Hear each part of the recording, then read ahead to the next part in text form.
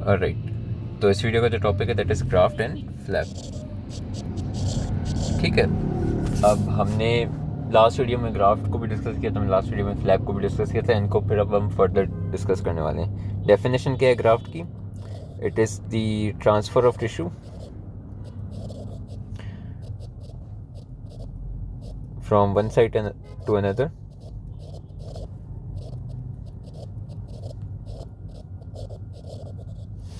ठीक है, without its vesicular या विदाउट इट्स ब्लड सप्लाई, उसको हम कहते हैं ग्राफ्ट। अब ग्राफ्ट जो है हमारे पास, ग्राफ्ट के टाइप्स क्या होते हैं? सबसे पहले हमारे पास होता है ऑटोग्राफ्ट। तो बिलफर्स एक बंदा है, उसका ही कोई स्किन का हिस्सा या मसल का हिस्सा उठाकर किसी और जगह पे लगा दे। ठीक है, बिलफर्स थाई की स्किन है, वो हैंड पे लगा दे कोई, फॉर वट एवर रीज़न, बिलफर्स हैंड बर्न हो गया, ऐसा कोई रीज़न, तो उसको हम बोलेंगे ऑटोग्राफ्ट। ठीक है, फिर हमारे पास होता है आइसोग्राफ्ट। आइसोग्राफ्ट आइडेंटिकल ट्विन्स में होता है, एक ट्विन से दूसरे ट्विन पे लगता है वो ग्राफ्ट, उसको हम बोलते हैं आइसोग्राफ्ट। फिर होता है एलोग्राफ्ट। एलोग्राफ्ट इज़ बिलफर्स जो आइडेंटिकल ट्विन्स नहीं है, तो एक बंदा दूसरे को बेसिकली ट्रांसफर टिश्यू हो रहा है उसमें से। ठीक है, तो बिलफर्स मेरा कोई दोस्त है, मैं उसे ग्राफ्ट दे रहा हूँ अपना, तो that's allograft. And then xenograft is basically lower animals में से टिश्यू को हम ट्रांसफ़र करके ह्यूमंस में लगाएं, तो उसको हम कहते हैं जीनोग्राफ्ट। ठीक है, एक तो ये क्लासिफिकेशन हुई। दूसरा क्लासिफिकेशन ग्राफ्ट की हो सकती है कि कौन सी चीज़ से वो ग्राफ्ट है, कौन सी चीज़ का वो ग्राफ्ट है। जैसे स्किन का ग्राफ्ट होता है, बोन का ग्राफ्ट होता है, मसल का ग्राफ्ट होता है, आई थिंक नर्व्स का भी ग्राफ्ट होता है, एंड एक्सेट्रा एक्सेट्रा। ठीक है, तो उसमें से हमारे पास जो मेन है दैट इज़ स्किन का ग्राफ्ट। स्किन ग्राफ्ट को हमें थोड़ा सा डिस्कस फर्दर ऑन करना होगा। अब स्किन ग्राफ्ट जो है वो 3 तरीके के होते हैं। एक होता है पार्शियल थिकनेस, दूसरा होता है फुल थिकनेस, एंड तीसरा होता है कंपोजिट। पार्शियल थिकनेस में देयर इज एपिडर्मिस पूरी एंड डर्मिस का थोड़ा हिस्सा। ठीक है, अब वो डर्मिस का कितना हिस्सा है उसके हिसाब से माइल्ड, मॉडरेट और थिक में डिवाइड होता है, लेकिन ये करो कि बस पार्ट ऑफ डर्मिस इन्वॉल्व है। ठीक है, फुल थिकनेस में एपिडर्मिस पूरी एंड डर्मिस भी पूरी, एंड कंपोजिट में स्किन प्लस समथिंग एल्स। तो स्किन और फेशिया हो गया तो फिर फेशियोकुटेनियस ग्राफ्ट, स्किन और मसल हो गया तो मायोकुटेनियस ग्राफ्ट, ऐसे करके। ठीक है, बोन ऑस्टियोकुटेनियस ग्राफ्ट, ऐसे करके कॉन्ड्रोकुटेनियस ग्राफ्ट, ये पूरे क्या होंगे? कंपोजिट ग्राफ्ट होंगे। अब पार्शियल थिकनेस फुल थिकनेस का थोड़ा देख लेते हैं। ठीक है, पार्शियल थिकनेस का क्या सीन है कि ये हम लोग ऑलमोस्ट किसी भी जगह से ले सकते हैं, और ये हम कितना भी चाहें उतना ले सकते हैं। क्यों? क्योंकि डर्मिस इसकी बेसिकली स्किन की इंटैक्ट होगी ना, थोड़ा सा ही हिस्सा, तो वो हील कर जाएगा।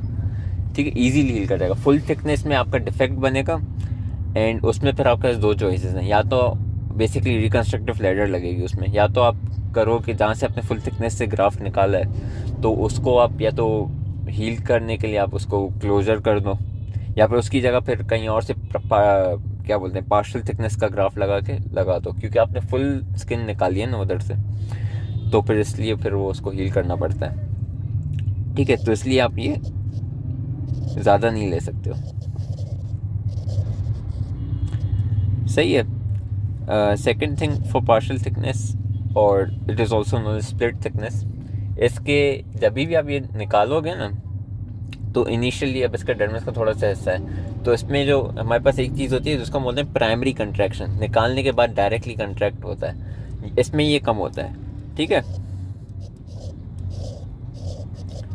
तो प्राइमरी कंट्रैक्शन जो है स्प्लिट थिकनेस ग्राफ में नहीं होती, ऑलमोस्ट ना होने के बराबर।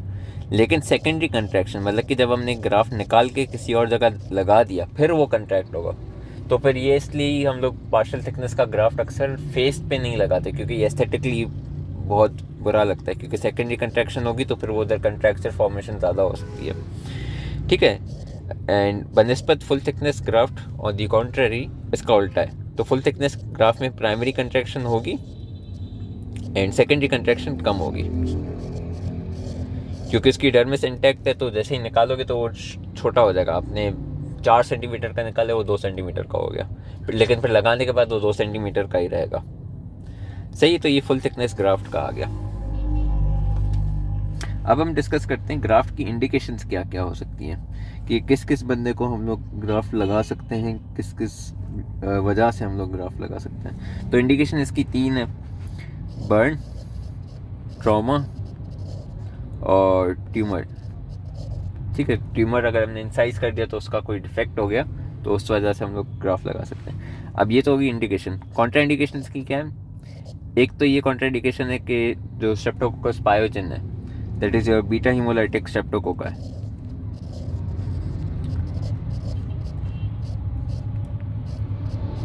ठीक है, इसमें फिब्रिनोलाइटिक प्रॉपर्टी होती है, तो जैसे ही ग्राफ्ट लगाओगे वो ग्राफ्ट को बेसिकली डिसॉल्व कर देगा। दूसरी कॉन्ट्राइंडिकेशन है 10⁻9 से ज़्यादा अगर बैक्टीरिया हो किसी भी एरिया में, डिफेक्ट वाले एरिया में, तो फिर आप नहीं लगा सकते, क्योंकि वो बैक्टीरिया भी फिर यही काम करेंगे, उसको ग्राफ्ट को बनने ही नहीं देंगे, बेसिकली उसको हील ही नहीं करने देंगे। सही, तो ये कॉन्ट्राइंडिकेशन आ गई। फिर ग्राफ्ट की कॉम्प्लिकेशंस क्या हो सकती हैं? ग्राफ्ट की complication is what we call graft loss. सही, ग्राफ्ट लॉस की वजह क्या हो सकती है? 3 मेन वजह। सबसे मोस्ट कॉमन इज हेमेटोमा, क्योंकि हेमेटोमा अगर आ गया तो ब्लड बीच में आ जाएगा ग्राफ्ट के और स्किन के, तो हील नहीं कर पाएगा वो, क्योंकि ग्राफ्ट को अपनी ब्लड सप्लाई तो होती नहीं है, तो इसलिए उसको बाहर से ब्लड सप्लाई चाहिए, लेकिन वो हो नहीं रही क्योंकि हेमेटोमा है बीच में। सेकेंड इज इन्फेक्शन, वो उसको हील नहीं करने देगा इन्फेक्शन, वैसे ही वो होता है। फिब्रिनोलाइटिक प्रॉपर्टीज़ भी हो सकती है। And finally friction. फ्रिक्शन भी यही कि वेस्कुलराइजेशन नहीं होने देगी ग्राफ में। ठीक है, तो ये था हमारे पास ग्राफ का थोड़ी थ्योरी। फिर हम आते हैं एक और चीज़ पे जो इम्पोर्टेंट है, which is the graft take. Basically graft लगाने के बाद क्या होता है? तो ग्राफ लगाने के बाद सबसे पहला जो चीज़ है जो होगी, that is known as fibrin एडिजन।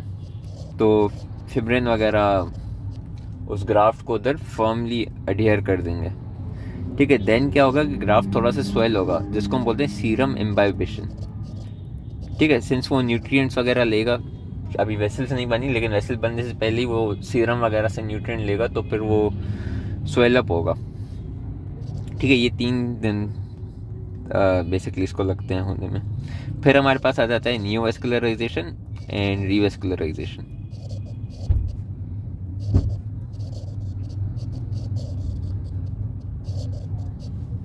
ठीक है, इसमें फिर वेसल्स वगैरह फॉर्म होंगे, एंड देन फिर फाइनली ग्राफ जो है वो कम्प्लीटली फंक्शनल हो जाएगा एंड कम्प्लीटली नॉर्मल हो जाएगा। ठीक है, तो this is all for graph. Alright, अब हम डिस्कस करते हैं फ्लैप्स के बारे में। ठीक है, फ्लैप्स क्या था? That is the transfer of tissue from one place to another with its blood supply. ठीक है, that is known as flap.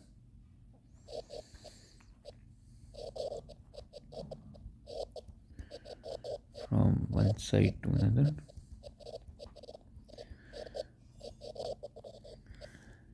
along with its blood supply। ठीक है, फ्लैप जो है उसकी क्लासिफिकेशन जब हम करते हैं तो उसमें हमारे पास आ जाती है classification according to vessel, classification according to site कर दो या लोकेशन या फिर प्रॉक्सिमिटी, उसके अलावा क्लासिफिकेशन अकॉर्डिंग टू कंपोनेंट्स।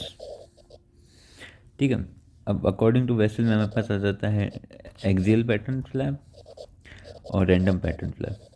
ठीक है, वो फ्लैप जो किसी नेम्ड वेसल या फिर नेम्ड आर्टरी के अराउंड हो, ठीक है, उसको हम बोलते हैं एक्सियल पैटर्न। और वो जो अननेम्ड के अराउंड हो तो फिर उसको हम बोलते हैं रैंडम पैटर्न फ्लैप। ठीक है, अकॉर्डिंग टू लोकेशन जो है हमारा, उसमें हमारे पास आ जाते हैं बेसिकली 4।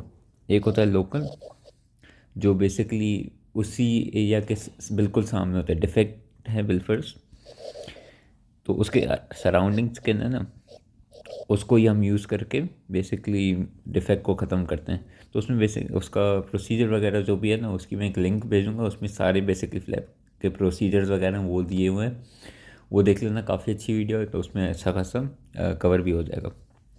उसके अलावा हमारे पास आ जाते हैं लोको रीजनल, या फिर इसको रीजनल भी बोलते हैं सिर्फ। तो उसी रीजन में नॉट नियर द डिफेक्ट, सफ़ा सामने नहीं लेकिन थोड़ा सा दूर होगा डिफेक्ट के, तो वहाँ से फिर हम लोग टिशू फ्लैप लेकर उसको रिप्लेस कर देते हैं डिफेक्ट को। देन वी हैव डिस्टेंट, जिसमें दूर होता है वो टिशू, एंड देन उसको बेसिकली ट्रांसफ़र करते हैं, एंड देन फिर उधर से फ्लैप डिटैच कर देते हैं उस साइड से।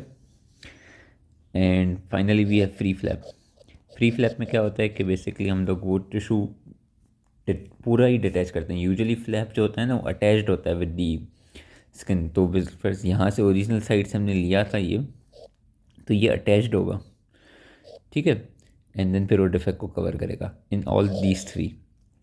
लेकिन फ्री फ्लैप में क्या होगा, हम इसका जो बेस है वो भी हम लोग डिटैच कर देंगे, और इसमें जो वेसल्स हैं वो बेसिकली हम लोग डिफेक्ट वाली साइड से मिलाकर उसको फिर लगा देंगे। सही है, तो ये थे हमारे पास फ्लैप्स की वो। बाकी कंपोनेंट्स आ गया, तो कंपोनेंट्स में स्किन का फ्लैप हो सकता है, मसल के साथ भी हो सकता है, मायोकुटेनियस, ऑस्टियोकुटेनियस, वो वाले ही जो थे, ठीक है। इंडिकेशन ऑफ फ्लैप क्या है? Indication of flap is basically वही जो मैंने बताया था, बेयर बोन, बेयर मसल, ये सारी चीज़ें, ठीक है। और उसके अलावा फेस में अगर कोई इंजरी अगर आई हो तो उसमें हम लोग फ्लैप वगैरह या फिर ग्राफ्ट भी यूज़ कर सकते हैं, लेकिन फ्लैप भी यूज़ कर सकते हैं, ठीक है। उसके अलावा कॉन्ट्राइंडिकेशंस तो इतनी ज़्यादा खास नहीं है, लेकिन complication of flap is necrosis, ठीक है। तो this is all for flaps and graft, and I will probably put it in the link, वो वाली जो वीडियो में इसका जिक्र कर रहा था।